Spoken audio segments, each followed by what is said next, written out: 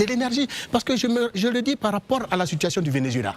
Comment un pays, fût-il les États-Unis, se lève de façon unilatérale, sans mandat des Nations Unies? Pourtant, c'est eux qui nous apprennent tous les jours la démocratie. C'est eux qui nous apprennent tous les jours le respect des règles qui régissent les relations internationales.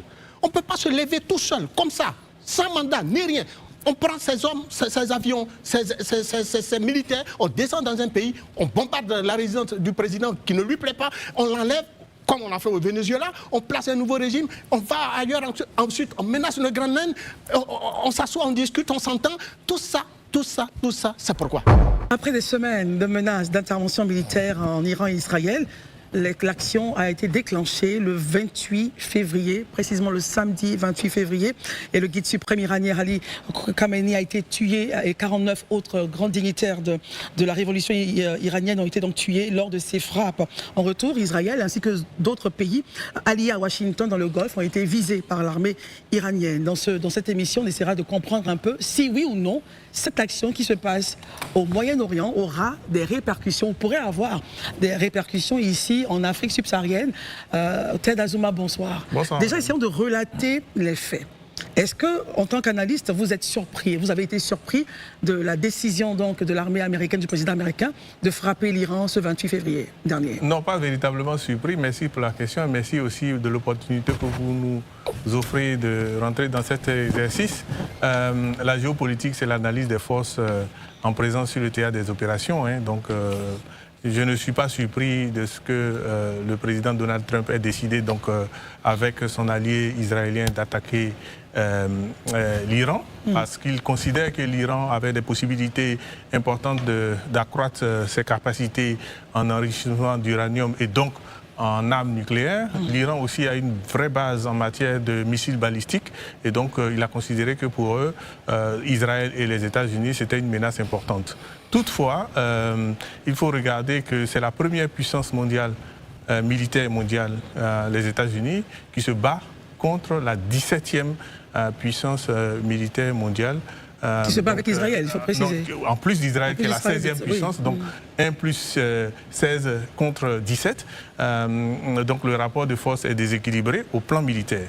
Mais au plan de la réalité du terrain, je pense que ça peut être tout autre, mais dans le développement, on pourra aller plus loin. Donc, comme vous le dites, vous n'avez pas été surpris donc, de l'attaque de l'armée américaine ainsi que de Tsahal? Non, non, pas du tout. Ça se voyait, hein, ça se voyait. Peut-être que si ça aurait été un autre président, ça allait prendre une autre tournure. Notre président américain. Peut-être que ça allait être autre chose, mais il faut noter que Israël a poussé aussi.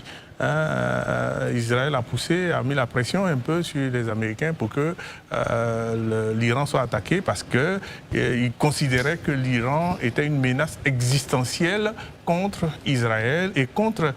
Ça, il faut le souligner, il y a au moins 8 bases militaires dans la région qui sont autour de l'Iran. Donc, les Américains ont 800 bases militaires dans le monde et autour de l'Iran, il y a 8 bases militaires qui sont là. Donc, les arguments sont importants. L'Iran a des proxys comme le Hezbollah, le Hamas, le Yémen, les Houthis du Yémen. Donc l'argumentaire est assez fourni. Quand on dit des proxys, il faut essayer de décrypter un peu. Voilà. Non, les proxys, aujourd'hui, les proxys, c'est lorsque vous êtes dans une guerre avec un ennemi et que vous n'avez pas les armes au niveau de cet ennemi, vous avez des alliés, si vous voulez. Si vous voulez, c'est les alliés. Et donc, les proxys de l'Iran, c'est le Hezbollah, c'est le Hamas, c'est le Houthi du Yémen, c'est également des chiites qui sont au Bahreïn, qui sont dans les pays du Golfe. Voilà. Très bien. Essayons de faire donc un tour de table, avoir votre avis et votre ressenti justement sur ce qui se passe au Moyen-Orient. Docteur Barry, commençons par vous. S'il y a des éléments de réponse que notre invité devrait apporter, ou voilà, il pourra réagir. Et on ira à Herman. Allons-y, docteur. Merci, Christelle.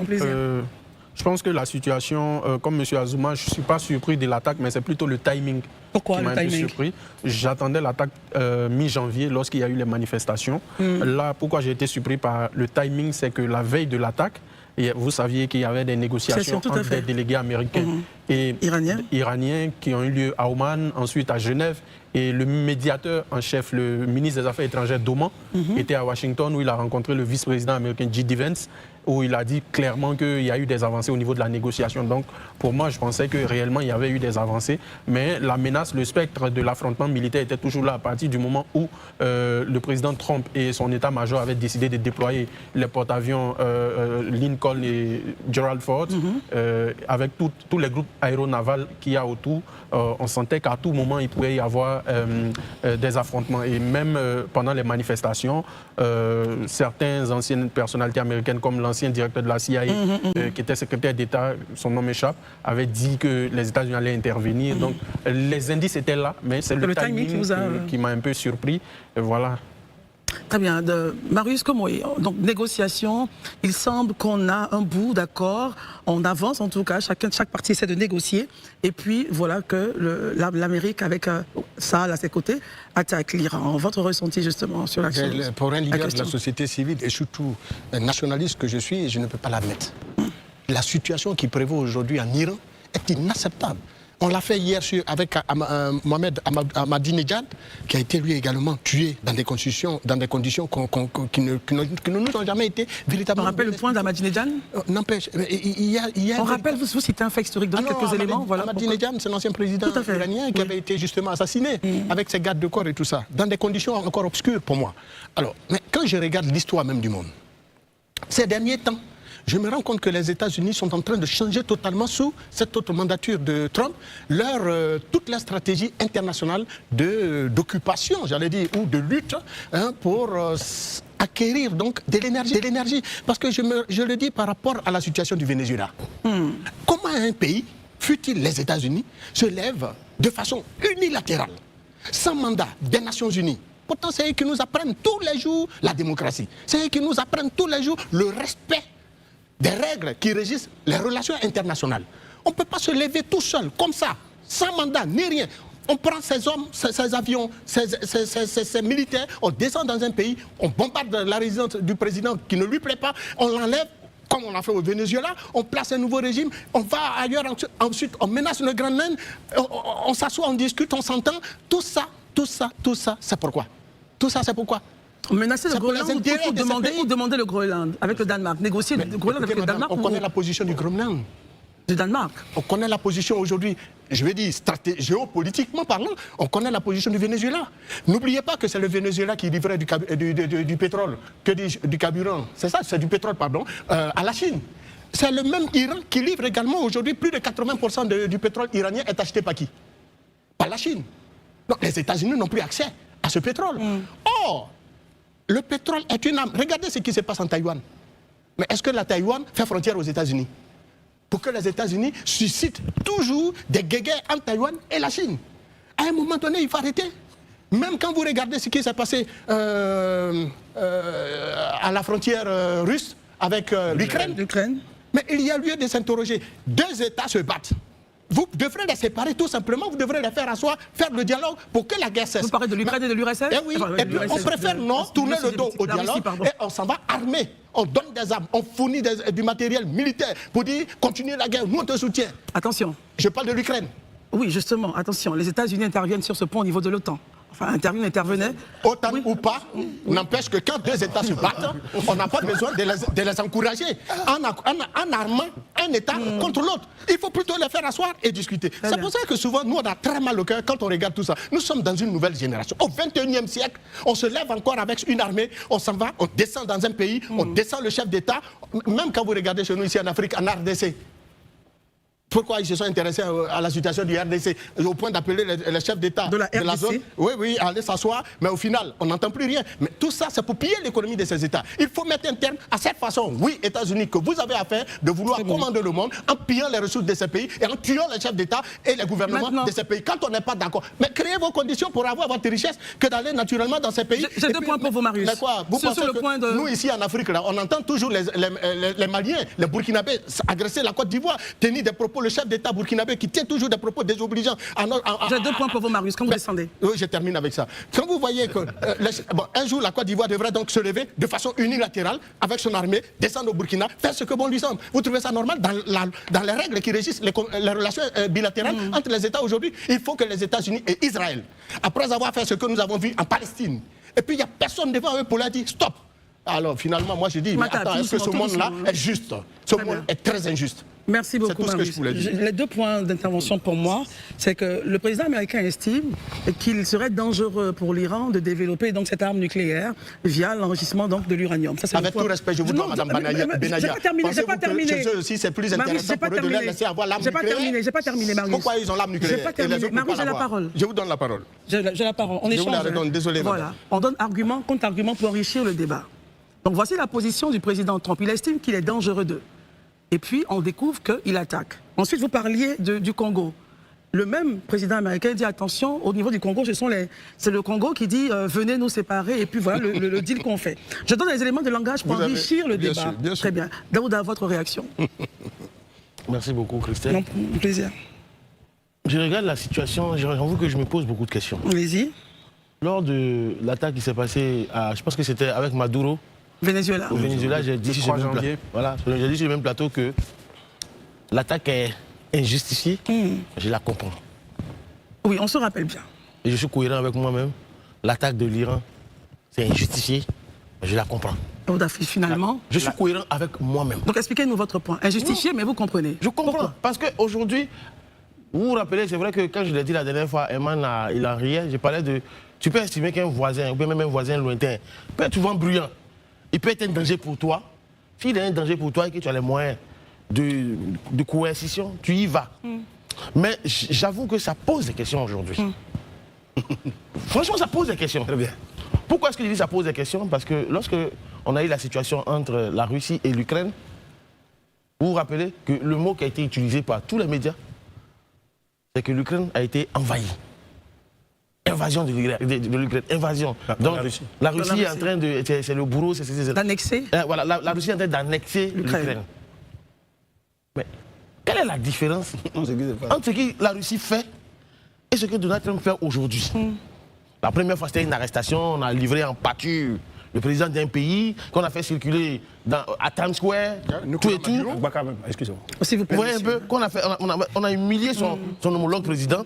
Aujourd'hui, on va pratiquement jusqu'à aller exécuter un guide religieux et sa femme. Ça n'a l'air de rien en Iran, mais je dis, c'est vrai. Les États-Unis sont militairement, ils sont forts, financièrement, ils sont forts, tout est bon, il n'y a pas de problème. Mais là, est-ce qu'avec cette situation, il n'a pas réuni tous les opposants de l'ayatollah autour de la cause commune de l'Iran vis-à-vis des États-Unis? La question que vous posez. Moi, vraiment, je me pose des questions. Hein. Je me pose véritablement des questions. Parce que, tout à l'heure, vous parlez de l'uranium. Je ne pense pas que c'est l'uranium qui a le problème. Selon moi, ce n'est pas l'uranium. Selon moi, c'est Israël le problème. C'est son verbatim. Et tu as totalement raison. C'est le verbatim du président Trump. Mais selon vous, c'est Israël qui... Il a son verbatim. Nous, on a le droit d'avoir notre verbatim. Bien sûr, bien sûr. Voilà. Il dit c'est l'uranium. Moi, je dis... C'est Israël. Pourquoi?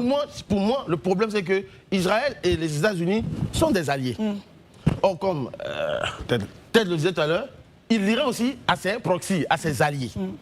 Donc, à l'analyse des faits, Israël s'est dit, j'ai autour de moi des gens qui, si on se donne peut-être dans 5 ans, dans 10 ans, s'ils veulent m'attaquer, je risque d'avoir des problèmes. Et si j'ai des problèmes, ce sera difficile pour moi. Donc, techniquement, les États-Unis, étant l'allié naturel d'Israël, pourquoi ne pas affaiblir, j'ai envie de dire, permettez-moi cette image, le grand serpent qui est dans la région. Je l'affaiblis, ça donne le temps à Israël de se refaire, et puis après, on va avancer encore. Ça fait une bis repetita. Je pense que tu as parlé de Netanyahou. Non, pas Ahmadinejad. Ahmadinejad. Je pense que c'est le serpent qui se mord la queue en fait. L'histoire se répète. L'histoire se répéter en fait. Donc je pense que mon analyse va s'arrêter là. Mais comme je l'ai dit, je suis cohérent avec moi-même. Non, je fais juste un petit compliment à ses propos. Non, il n'a pas terminé au moins. Je n'ai pas encore parlé. S'il vous plaît, monsieur, s'il vous plaît. Non, s'il vous plaît, monsieur. On va l'écouter. L'attaque en Iran, pour moi, elle est injustifiée. Mais je la comprends. Conclusion, merci beaucoup. On prend Herman et puis on fait le deuxième. Herman, allons-y, il est déjà prêt. Moi, je dis, et Daouda a pris un exemple très simple pour illustrer. Hein. Il s'agissait de la Russie, on a eu des éléments de langage à faire d'évasion, que ce soit les États-Unis directement, que ce soit par l'OTAN. Toujours est-il que l'objectif, c'était de chercher à anéantir la Russie. Les gens ont condamné.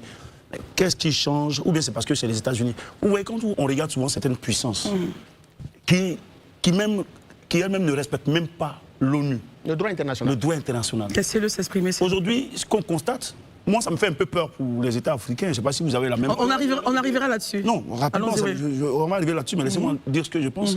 Aujourd'hui, on estimait qu'on ne pouvait pas le faire. C'est-à-dire aller dans un pays et puis changer la structure, parce que nous, on est assis quelque part, ça ne nous plaît pas, ce qui se passe, la tête du client, là, ne nous plaît pas, et puis on vient, on fait ce qu'on veut. Et puis, on s'en fout. Le problème, c'est qu'on s'en fout. Et on trouve des éléments pour essayer de contourner cela. J'estime que, quel que soit ce que les grandes puissances reprochent à certaines puissances, attendons, on appelle ça, ces grandes puissances doivent pouvoir attendre lorsqu'il y a un cas de légitime défense. Dans ce cas-là, il n'y a rien. Les gens ont décidé de faire des expéditions, tuer les leaders religieux, ça ne leur dit rien. Imaginez-vous si c'était l'Iran qui avait fait cette expédition pour aller peut-être toucher un leader dans ces pays, ces puissances-là. On avait dit qu'ils sont des terroristes. Vraiment, on est dans un monde où les plus petits doivent pouvoir trouver la formule. Nous, moi, je pense qu'il faut qu'on dise au président Ouattara, on va chercher à trouver un système pour qu'on s'enrichisse en uranium. Parce que qui va nous protéger le jour qu'on aura envie de nous dégommer? Les gens encore, ils se battent parce qu'ils ont leur puissance militaire ou bien leur puissance nucléaire sur lesquelles ces puissances-là comptent. Ou bien ces autres États qui ont compris qu'on appelle États terroristes essaient aussi d'avoir cela. Mais c'est le droit de s'armer pour nous protéger là que les gens refusent pour certains États. Il y a un problème. Est-ce qu'on est dans le même, sur la même planète, dans le même monde? Pourquoi cette injustice qu'on veut finalement labelliser? Ça ne doit pas choquer, parce que c'est des grandes puissances qui le font. Je ne vais pas dire le nom de ces grandes puissances, parce que ce n'est pas que les États-Unis. On a vu à un moment donné le président Sarkozy aussi faire son expédition en Libye. Ça n'a rien fait. Quelqu'un aujourd'hui, on a tronqué l'histoire. 10 ans après, la vraie vérité sort, mais le coup est déjà fait. Moi, je pense qu'il faudrait qu'on réfléchisse. Est-ce qu'ils nous respectent? Aujourd'hui, ce n'est même pas une histoire de racisme mais de couleur. C'est une histoire où on estime que ceux-là, ils ne reprennent rien, on peut faire expédition sur eux. Voilà la question. Très bien, rapidement, Marius, avant que M. Azzouma ne réagisse. Juste pour dire tout simplement que ce qui aujourd'hui a été utilisé comme mobile pour justement attaquer l'Iran l'avait été également... L'uranium, la bombe et tout. Oui, l'enrichissement d'uranium. Rappelez-vous, les mêmes verbatims ont été utilisés pour dégommer Saddam Hussein dans des conditions vraiment affreuses. Où l'Irak, aujourd'hui, regardez l'Irak, un pays prospère, j'allais dire en griffe, sous Saddam Hussein, aujourd'hui a devenu un pays quelconque. En Libye, qu'est-ce que Herman a bien fait de le relever? Qu'est-ce qu'on n'a pas utilisé pour aller dégommer Kadhafi et tuer en même temps beaucoup de ses proches avec des bombardements? C'est inacceptable. Ça fait vraiment mal au cœur. En tant que pays faible, on va chuter, sans gros moyens, mais nous disons que les grandes puissances qui ont des armées aussi puissantes ne doivent pas véritablement piétiner les autres pays, parce que Herman avait totalement raison d'évoquer le fait que nous avons aussi droit à avoir un armement pour assurer notre sécurité, tout comme l'Iran. Très bien. Monsieur Azzouma, vous avez écouté donc le tour de table. Alors, quel ressenti et puis justement, comment comprendre cette situation, surtout répercussions pour l'Afrique? Est-ce que les craintes des uns et des autres sur ce plateau, selon vous, sont justifiées? Les craintes sont justifiées, mais nous sommes aujourd'hui à l'ère des empires. Les Américains considèrent que la guerre que vous voyez aujourd'hui, ce n'est pas la guerre contre l'Iran en réalité. Les Américains essaient d'affaiblir un allié potentiel de la Chine. La Chine qui est très stable et qui est en réalité un vrai empire. La Chine qui a pour allié, qu'on le veuille ou non, la Russie, qui s'installe bien dans l'Eurasie, et qui est un vrai empire et qui peut à tout moment décider d'envahir l'Ukraine et de faire ce qu'elle veut. Donc aujourd'hui, les Américains veulent faire de même pour avoir la potentialité, le potentiel de dominer une partie du monde. Si on vous comprend à ce point-là, la Russie a fait, l'Amérique fait. Mais bien sûr, mais parce qu'aujourd'hui, les Américains, bon, il faut le dire, hein, que ce soit les Occidentaux comme les Américains, ils sont en chute. Voilà, ils sont en train de chuter vis-à-vis de la Chine. Aujourd'hui, c'est la Chine qui est la première puissance mondiale. Ils se sont rendus compte de cela, un peu tard, bien sûr, mais c'est un fait. Donc, comment faire pour remonter la pente? Remonter la pente, c'est par exemple d'attaquer des personnes ou des entités ou des pays qui peuvent être des potentiels alliés. Parce que comme le Venezuela. Le Venezuela, on a vu le Venezuela, on voit aujourd'hui l'Iran. L'Iran a des relations importantes avec la Chine, des relations importantes avec la Russie. Donc, au-delà de cette question israélienne et palestinienne, il faut voir plutôt un peu plus grand sur la carte et se rendre compte que les Américains sont en train de faire une autre guerre à travers la guerre avec l'Iran. Mais ça ne va pas se passer comme au Venezuela, malheureusement. Parce que l'Iran, c'est pas le Venezuela. L'Iran, c'est un vieux pays de près de 10 000 ans. Avec, voilà, c'est un vieux pays qui a d'énormes potentialités intellectuelles, scientifiques, qui a une histoire, qui a une culture, qui a des peuples divers, qui a des religions diverses. Il y a des chrétiens, il y a des musulmans, il y a des zoroastriens. C'est vraiment une culture. Vous voyez même la géographie de l'Iran est difficile à manœuvrer. Moi, quand j'entends que Donald Trump dit qu'il va mettre des troupes au sol, c'est possible, mais j'ai des doutes parce que c'est un pays avec une géographie escarpée, avec des montagnes.